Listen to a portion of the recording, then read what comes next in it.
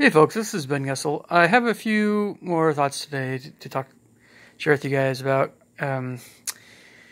regarding. Well, I was going to talk a little bit about um, musical ability.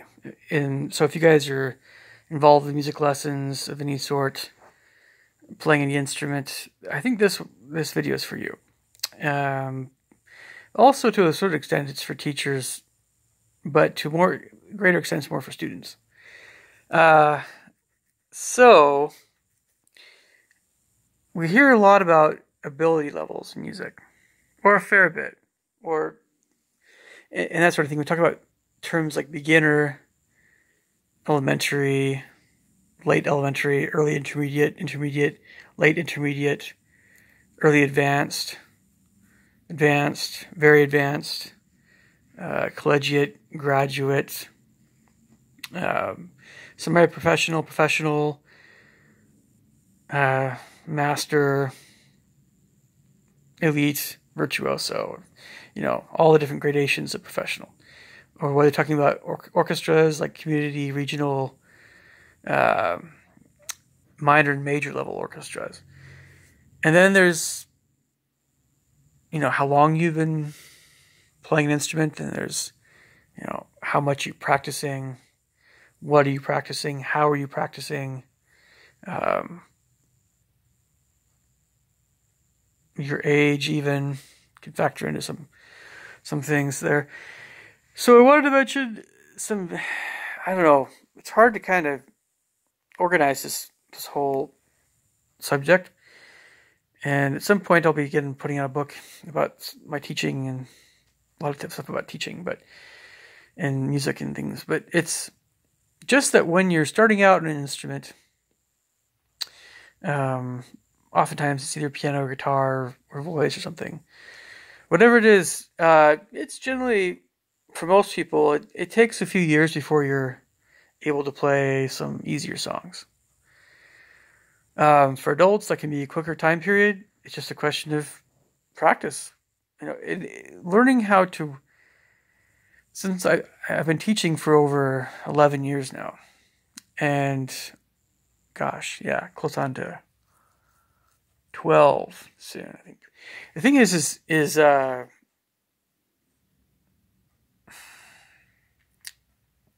everybody's innate abilities are a little different. So you can't help how naturally skilled you are in music, or you can't help your inborn, your natural IQ. There's things you can do to raise your IQ a little bit, but there's some things you can't really affect. So all you can do is your best, and that's all anyone can ever ask of you. And your best might be at a elementary level, it might be intermediate, it might be advanced, it might be semi-pro, it might be pro. And also there's different priorities you have in life. If your priorities for music are lower, you're probably not going to get as far. If your priorities are in the middle, you might get a little bit farther.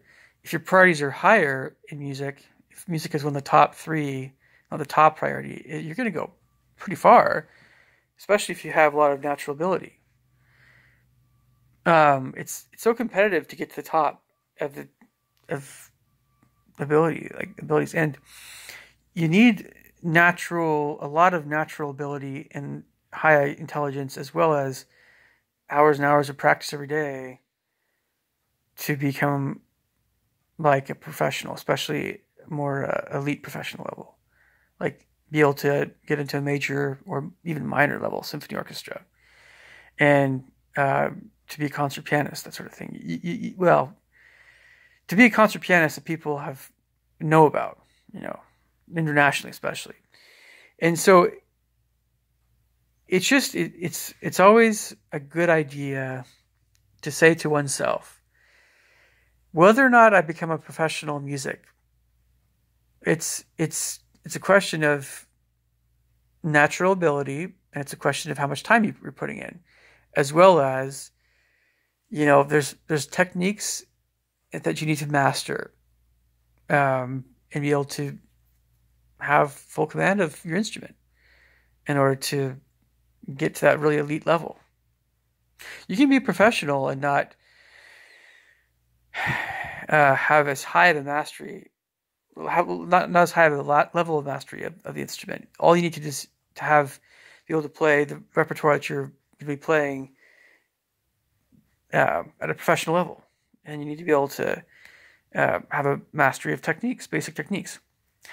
There are some techniques that you won't need to have mastered to be a professional, but it's just that there are some that you will need to have mastered, and it's a question of it's often also a question of what kind of music did you want to play in the future, and to be honest, there's a lot of music teachers that don't always take into account what a student wants to do in the future. But the younger a student is, the less that student probably will know what they want to do.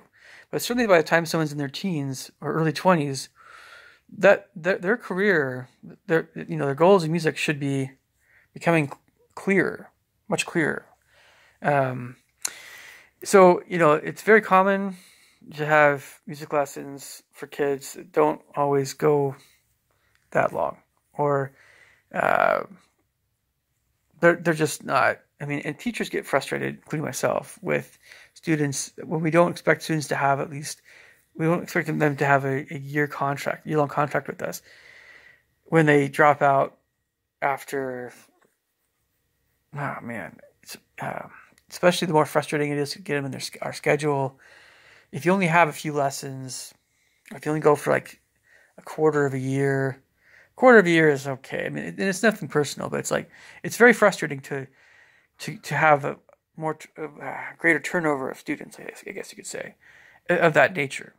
I hate doing that, getting those kinds of students. I don't want to have those students anymore. I've had enough, and I'm not talking to you about people that have students that have music as a hobby. It can be a serious hobby. Lessons can work out just fine. I guess what I'm talking about is someone who just is really flaky about, well, it'll be fun. Let's just try it. Oh, it's just, okay. Whether it's for themselves or their kid. And it's never anything personal. I think anybody who attempts music lessons, it's, commendable. And I appreciate it. It's nice to have them, the parent or the parent to the student up front say, we might not be in this for very long, or we're not sure, we're still. If I can get that kind of vibe from parents, then I know, okay, I probably won't put as much stock into this student in terms of if someone wants lessons and they're looking at this time, I might just say, yep, you can have this time. It's always a question of, it's like, who do I make time for? So this is all good things for teachers to keep in mind as well as students. But I think, again, I'm going to go back here. I'm going to go back in time for a bit. When I was younger in bands and stuff, concert band, playing trumpet and horn, and it's really more ensembles where you get more camaraderie with folks and have peers and stuff. And you can still have peers in piano. It's just that you might not always see those folks until a recital comes around. Unless you have a group piano lesson or something like that, or you're friends with other people that are, taking piano lessons from the same teacher, that sort of thing. So, but in band, of all the people that I remember from my high school, at least in the grades, a few grades that were younger than me, a few grades older than me, the number of people that are professional musicians are probably, I can count them on two hands. For, again, my grade, the grade younger than me, grade younger than that, grade older than me, and grade older than that. And we're talking about orchestra and band, maybe a few more than just 10 or so. But I'm talking about the entire music program, orchestra, band, and choir, actually. And, it's just to my knowledge, but what we have, what there was basically, to my knowledge, well, actually, let me specify that. I'm just going to specify, just to be on more accurate side here, orchestra and band. Just orchestra and band. And my grade, the grade older than me, and the grade younger than me. I know of 3 string players that are professionals, as well as at least 1 or 2 brass, including myself, possibly 1 other brass player. 1 tops 2, 2 tops or whatever, and maybe 3. Okay, maybe 3. And then for woodwinds, I don't know of hardly anyone. And then for percussion, no, I can't think of anyone. And then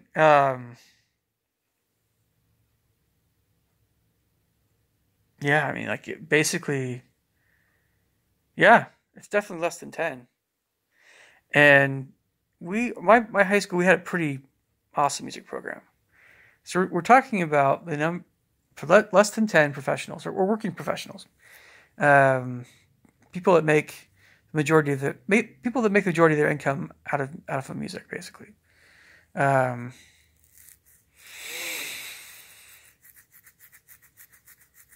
Yeah, we're talking about out of hundreds, probably close to about 300 or 400, less than 10 that are at that level, right? That can play difficult classical music perfectly. Yeah. So that was just in high school. In college, in different programs there was at BYU and Central Washington and things. Once again, it's hard to say, really. You have to keep track of everybody, what they're doing. But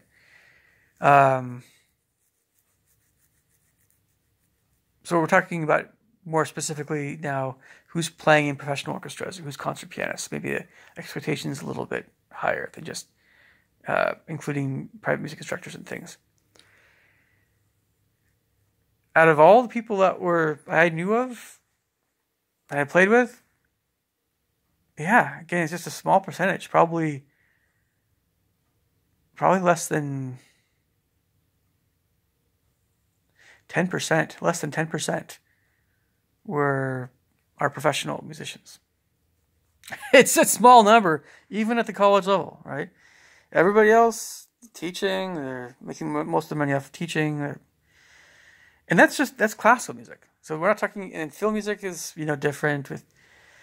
Well, that's basically associated with classical music because you're talking about orchestras and things a lot of times, but there's also studio musicians and there's, composers and things. And I have to take into account that some people that are more composers. I'm a composer myself as well. And then there's the whole pop rock world and it's also jazz, which is, yeah. But a lot of the pop rock guys are just not as skilled. Some of them, yeah, have more real skill. It's true.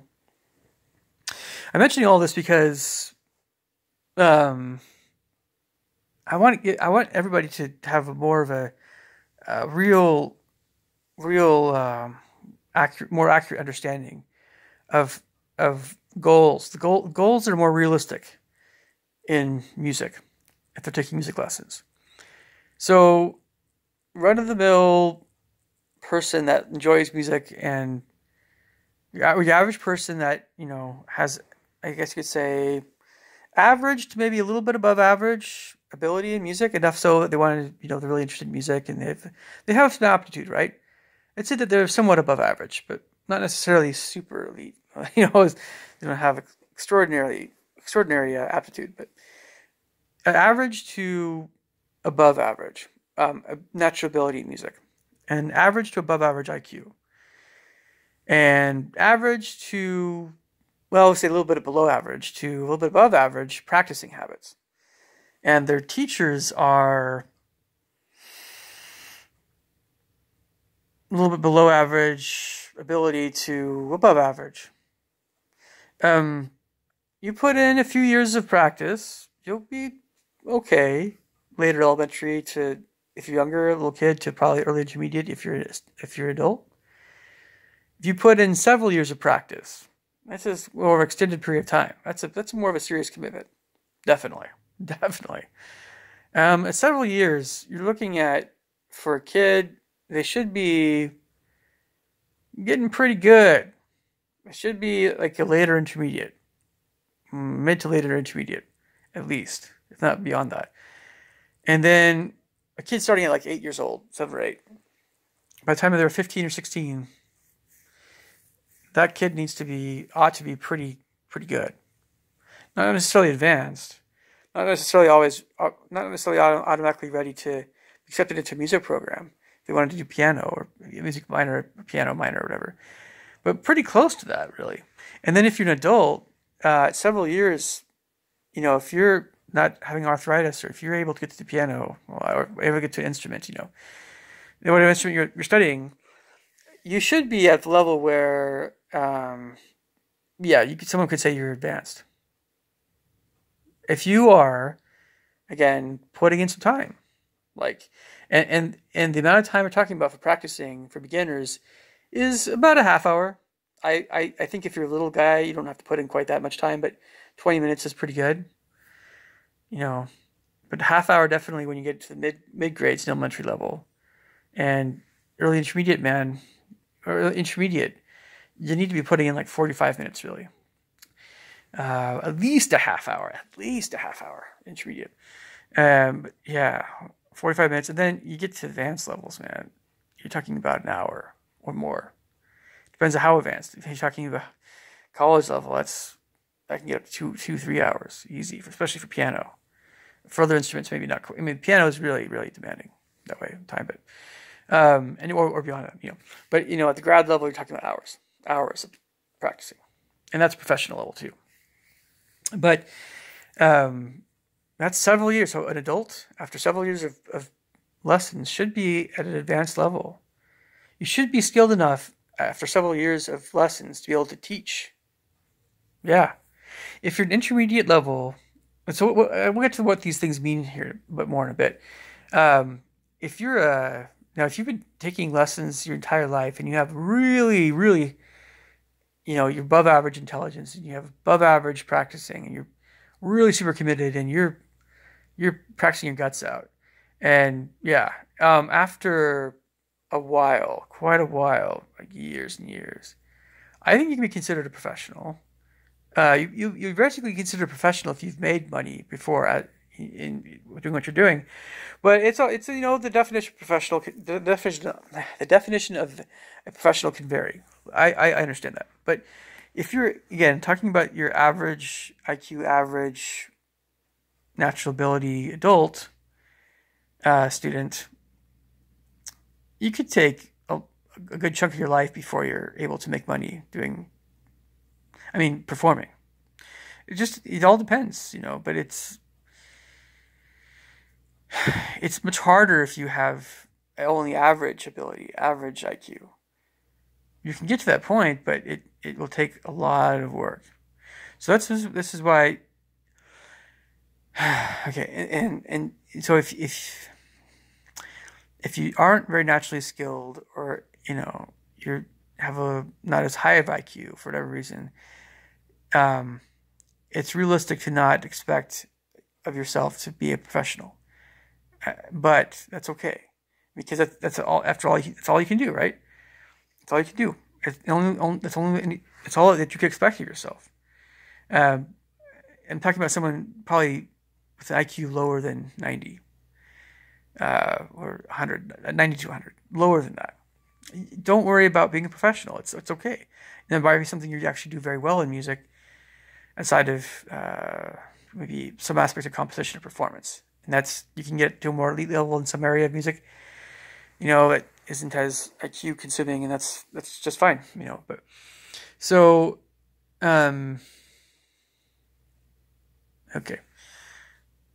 What do I mean when I'm talking about these different ability levels? Who is a beginner? Who's an elementary level player? Who's an intermediate? Who's advanced? Who's whatever, semi-pro, pro? A beginner is somebody who is just starting their lessons, as well as somebody who's maybe maybe they've been at lessons for a while, but they just don't have as much aptitude or natural IQ is lower.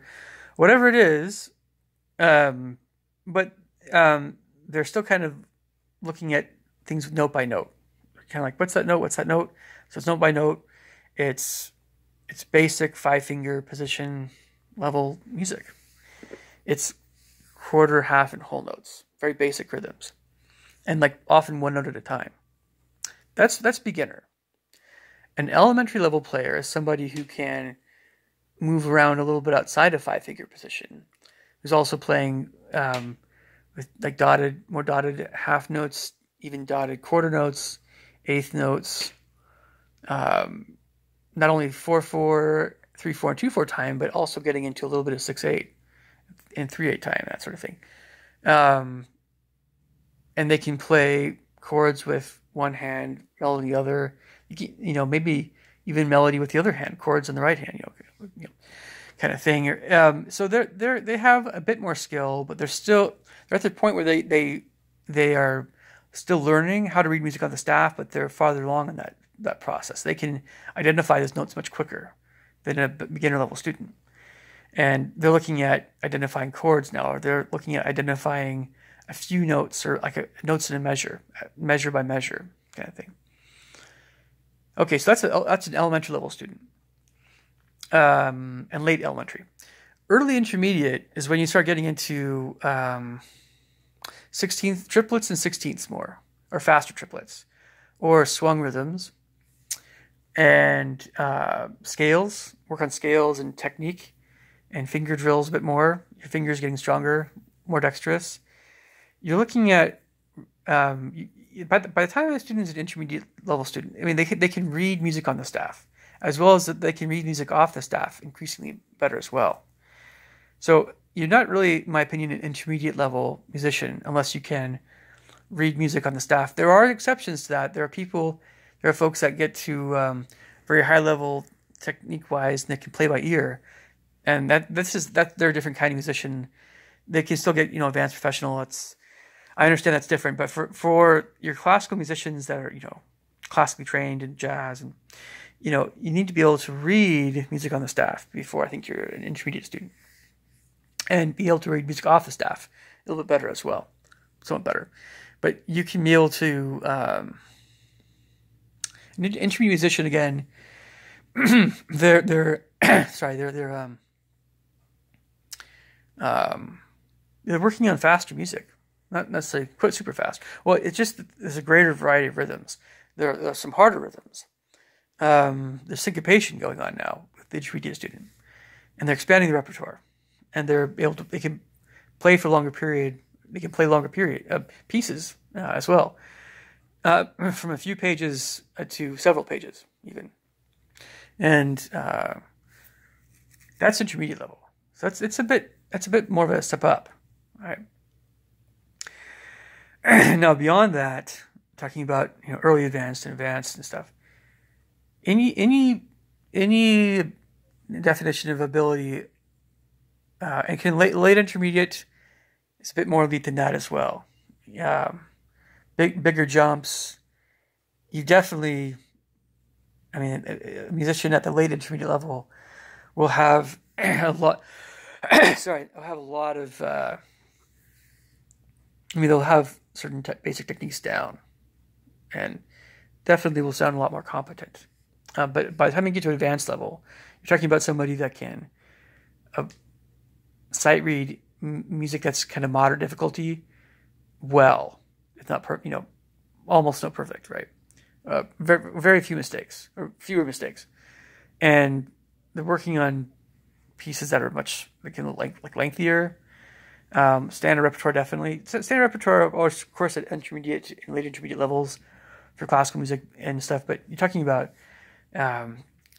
not quite maybe full-length hard piano concertos, but getting there, right? And it's shorter pieces that are still standard repertoire. Maybe some single movements of slow movements of standard classical repertoire for piano. Maybe even some faster ones, but it's just the technique is still.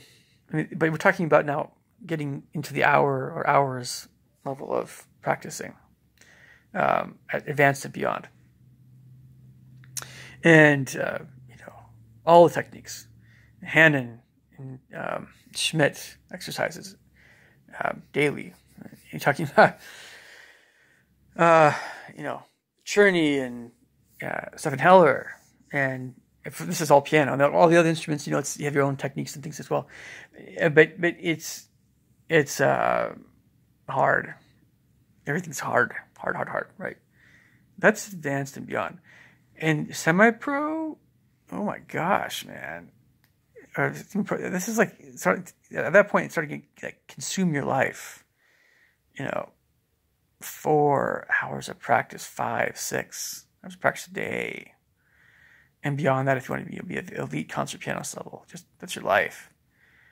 That's a huge chunk of your life, at least. And that's if you want people to pay you. Right? Or if so concert pianists have a full command of all techniques. All techniques are mastered.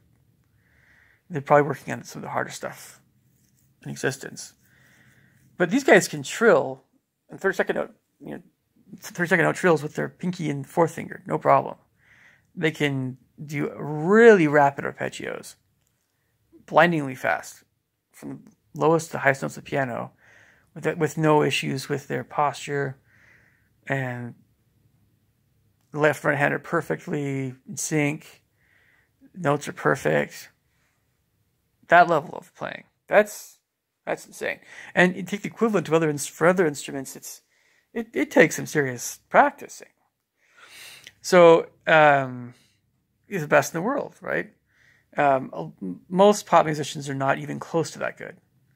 Elton John and Billy Joel are two guys that play piano in the pop world that actually have some real skill on piano, like professional level skill. But a lot of other folks, no. There's a lot of pop musicians that are not real musicians. Some that are, right? And some that, I don't know if you guys noticed, Lionel Richie plays saxophone. And he's a darn good singer, but he's also a saxophonist and he's a composer. Some of these guys, if I met them in real life, I'm like, yeah, I respect you. As a musician, I respect your abilities. Other guys, I mentioned this before in another video, but okay, so let's talk about these different ability levels and where if you're watching this as a viewer, if you're taking music lessons, what's realistic to expect of you, from you yourself. It's realistic to expect that you can be a beginner or an elementary level musician, right? And that's absolutely fine and good. If your goal is to be able to play songs on the piano that aren't too hard, you can do that you should be able to do that after a little while. So that's the beginner elementary range, maybe early intermediate, depending on what kind of music you're playing. If your goal is to be what we'll call a competent pianist or musician, so a lot of this crosses with other instruments, right?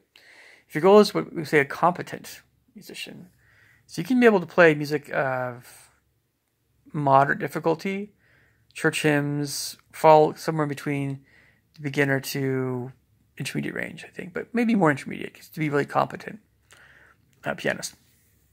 If you want to play for, get-togethers, friends, parties, you want to, but music that's a little bit more involved, then your goal should be to be an intermediate level pianist or late intermediate level pianist. And you want to be able to play recreationally well, right? You want to be a better amateur level player. That's intermediate level. Now, if you want to be able to possibly make a little bit of money, you want to be able to teach piano or other instruments, you want to be able to be well thought of as a decent player, a player of some ability, right? Albeit in a performance sense, more amateur level, right? But you want to be able to play, right? So you want to be able to play some harder stuff. You're talking about an advanced level. That can take quite a while, depending on what time you're putting in and everything. And of course, it goes without saying, if you want to be a professional, it may have to be the first priority in life, or the second for some. But if it's second, you're probably going to be closer to semi-pro level, ultimately. Yeah, it's just a question of how much people are going to pay you. It's a question of, and along the road, and when you're studying an instrument, you'll likely switch instruments. You'll likely find that you're a better composer than you are a musician, a performer. This stuff happens, and that's absolutely, and you should absolutely make your own decisions. It can be hard to, I try to keep everything going that, my teachers taught me. But I'm just really trying to be realistic here. And so for all of my students I've ever taught, everybody, and believe me, I'm not a college professor right now. So, but anyway, of all the students I've ever taught, or most likely, I guess in my case, they're mostly younger folks. So my estimation is of all the people I've ever taught in the past or now, or what they'll do in the future, I'd estimate that probably only 5% or less are going to be professional musicians. I could be wrong. It could be as high as 10%, but it's probably going to be no higher than 10%. Simply because it's that competitive in a performance sense, in a composition sense somewhat, but you have to have really a lot of innate ability to be a good composer, I think, for people to pay money to hear your stuff. And that pop crap is just crap, right? That's just the cheap way to go. And people seem to be so idiotic still about what a lot of people seem to think that good music is what good music isn't. The whole concept of what people think is the whole concept of what so many people thinks. I can't even talk right now. The whole concept of what so many people think is good music is just ridiculous. It's stupid. It's nonsensical. It's retarded. It's cheap. It's mass produced. It's sometimes the same. I don't know. Anyway, but of course, it might be a little bit less competitive to be a private teacher, but you're still people looking at your real abilities. You start teaching your kids or themselves. So, I'm going to wrap this video up. If you guys have any questions, just leave me thoughts and comments below. Catch you guys later. Take care. Bye.